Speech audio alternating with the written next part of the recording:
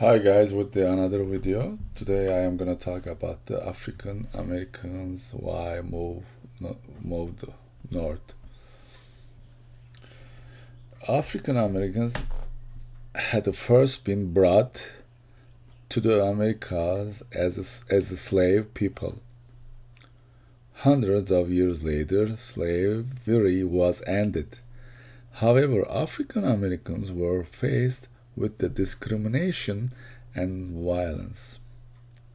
From the late 1800s to the 1920s, many African Americans migrated from the south to the north. Leaving the south for African Americans, and after Reconstruction, African Americans faced serious problems in the south. Southern states had to pass laws that kept the races apart. African Americans could not vote. Those who protested the laws could be beaten or lynched. There also were few jobs, poor schools, and violence. This made African Americans look to the north. Between 1890 and 1900, more than 200,000 African Americans migrated from the south to the north. Immigration is a movement of the people within the country or certain area. By 1920, more than 1 million African Americans lived in the northern cities such as Chicago, Detroit, and New York City.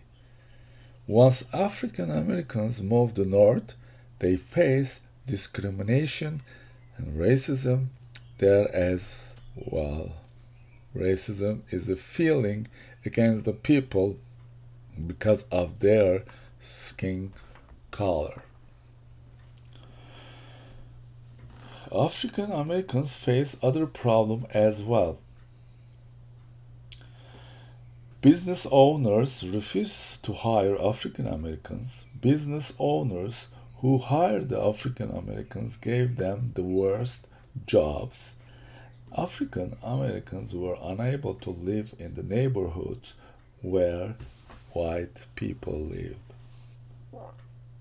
Sometimes the difficulties between white and African Americans led to violence in Chicago in 1919. Fighting broke out between mobs of the African Americans and white people. 38 people were killed.